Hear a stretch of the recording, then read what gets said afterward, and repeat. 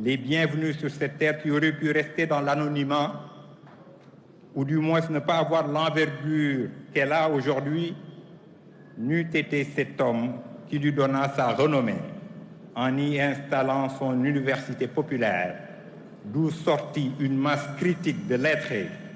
d'intellectuels qui configura l'islam sénégalais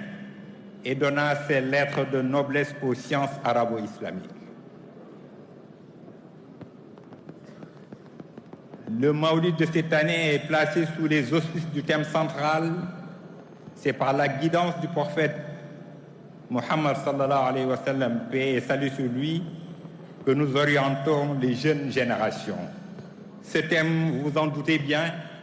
n'est que la réaffirmation du socle de valeurs qui fondent notre communauté spirituelle et sociale et qui sont inspirées des enseignements du prophète, paix et salut sur lui. Ce sont, sans prétendre à la complétude, le respect, la considération, l'acceptation, la solidarité, l'écoute, la bienveillance, l'empathie, la fraternité, la philanthropie, mais aussi la modération. Notre communauté, comme du reste de l'islam, est une communauté du juste milieu et non une communauté de l'extrême. Ces valeurs fondamentales prônées par notre prophète, paix et salut sur lui, et que nos différents guides ont de tout temps mis en pratique, restent le soubassement de notre voix. Et cette année encore, nous invitons les jeunes à se les approprier s'ils convoitent de réussir leur chemin de vie et leur quête du devenir avec succès. Car dans tous les enseignements du prophète, tout dans les enseignements du prophète, paix et salut sur lui, est succès. Un grand penseur allemand non musulman l'a si fièrement attesté dans ses écrits. En effet, s'adressant à un de ses amis, Goethe, philosophe allemand, témoigne sur le prophète en ces mots: « Tu vois, Eckermann, son enseignement réussit toujours. En dépit de tous nos systèmes, nous ne pouvons pas aller au-delà. Aucun homme ne peut aller au-delà. » En tant que voie d'éducation spirituelle, c'est ce message qui, tout au long des 10 nuits de Bourde et sur tous les espaces de communication, a été rappelé.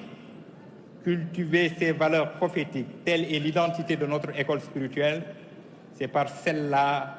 que la Tijaniya éduque ses membres. Mesdames, Messieurs, chers invités, au nom de notre calife Serigne Babacar Sy Mansour, nous vous renouvelons nos remerciements nourris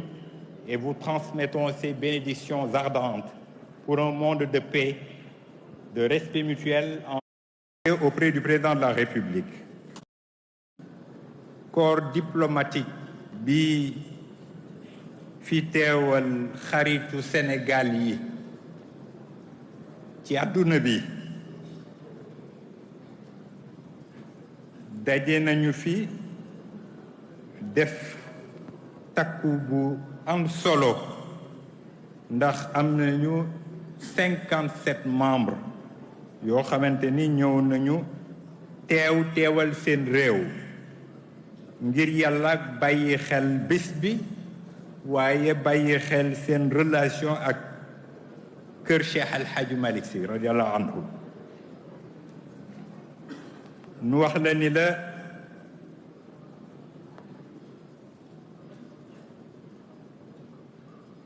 délégation bi nga xamante ni moo jóge ca seen xarit ba mu di Sa Majesté le roi Mohammed VI qui ko jiite moo di monsieur Bouchaïd Ben Chouaf, chargé de mission au ministère des Affaires étrangères, de la coopération africaine et des Marocains résidant à l'étranger. Monsieur Abdelmajid Mouhib, président du Conseil local des oulémas. Monsieur Mohamed Ben Kiran, président du Conseil local des oulémas de Fas Anjra. Monsieur Ibrahim El Ouafi, président du Conseil local des oulémas de Sidi Kassem. Monsieur Abdesalam Lazar, membre du Haut Conseil des oulémas. Nous ànd ak son Excellence l'ambassadeur Hassan Nasri waaye nu wax la ni la ci corps diplomatique bi réew yi fi teew te ki nga xamante ni mooy doyen du corps diplomatique moo di l'ambassadeur son Excellence monsieur l'ambassadeur du Cameroun ñu ngi ànd ak son Excellence l'ambassadeur de Sierra Leone mi ngi ànd ak son Excellence l'ambassadeur de Venezuela mi ngi ànd ak son Excellence l'ambassadeur d'Iran mi ngi ànd ak son Excellence l'ambassadeur d'Arabie Saoudite mi ngi ànd ak son Excellence l'ambassadeur de Cuba mi ngi ànd ak son Excellence l'ambassadeur du Cap-Vert mi ngi ànd ak son Excellence l'ambassadeur du Portugal mi ngi ànd ak son Excellence l'ambassadeur du Soudan mi ngi ànd ak l'ambassadeur son Excellence l'ambassadeur délégué de l'Union européenne mi ngi ànd ak son Excellence l'ambassadeur d'Autriche mi ngi ànd ak son Excellence l'ambassadeur du Ghana mi ngi ànd ak son Excellence l'ambassadeur de Pologne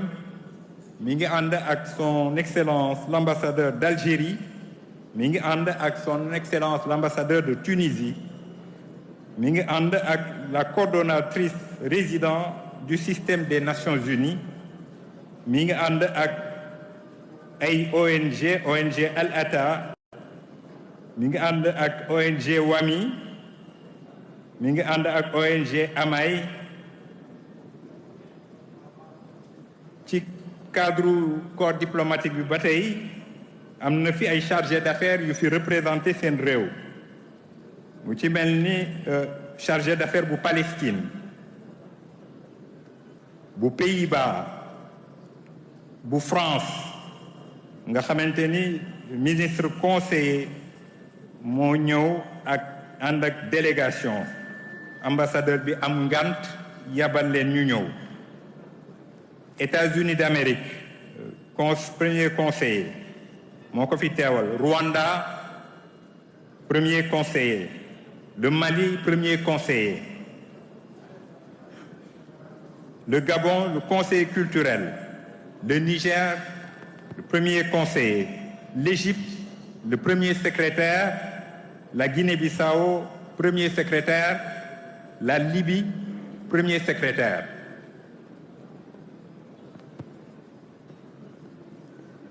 sëriñ bi ñu wax la ni la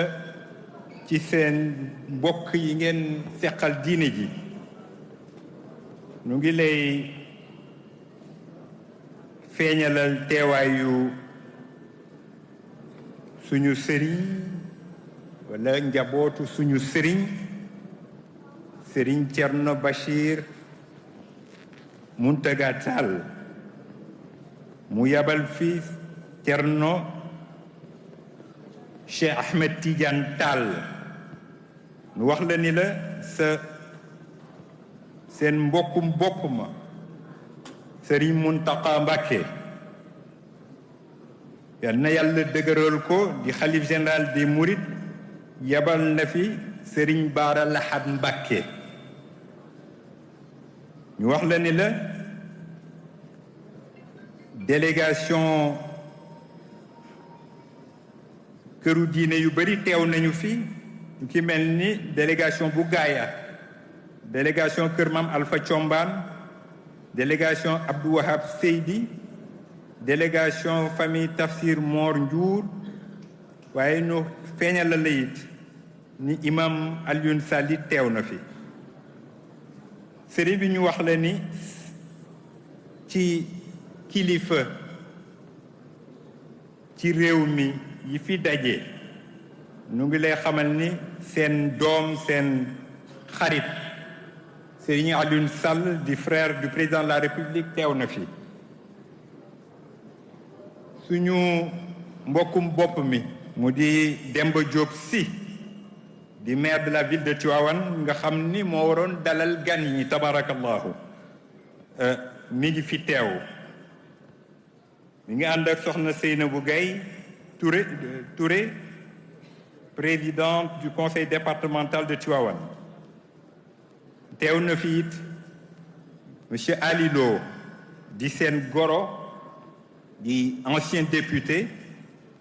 teew na fi it monsieur Diagne Sy Mbengue di DG SNHLM teew na fi it monsieur Abdou Ndéné Sall di DG Sen'Ter teew na fi it monsieur Momad Ba di directeur général bu APROSI teew na fi aussi Ndiogu Ndiong sous-préfet de l'arrondissement de Pambal teew na fi it monsieur Ndoye Bane maire de Pire teew na fi it le maire de Sendou Arona Ndoye teew na fi it monsieur Khadim Ndiaye directeur régional du commerce teew na fi it monsieur Seynabou Diak directrice régionale de l'élevage teew na fi it madame Korka Seck coordonnatrice régionale SONAGED teew na fi monsieur Mor Mohamed Cissé capitaine adjoint au directeur régional de l'administration pénitentiaire monsieur Massène Gueye teew na fi monsieur Babacar Dione représentant du capitaine de la brigade d'hygiène madame Rokhaya Sambou chef de service départemental de la famille monsieur Cheikh Ahmed Tidiane Cissé président de la Ligue des imams et oulémas de Thiès monsieur Abdoulaye Sow commandant de brigade de la gendarmerie territoriale ci wàllu institution ñu wax la ni la le haut conseil des collectivités territoriales yabal na fi seen mbokk mu di Aliou Dia ak Seydina Issa Thiaw Laye ak Abdoul Aziz Diop ci wàllu association yi tudd nañu leen tabarakallahu président dawaayir yi ci Sénégal te aju ci kër gi moo xam ñi ci réew mi la moo xam ña nekk bitim réew ñu ci bëri tabarakallahu teew nañu jotaay bu xat moo tax mënuñoo dugg ci détails yi te bëgg nañu balaa nuy timis bi di yegsi jotaay bi ñu nekk jeex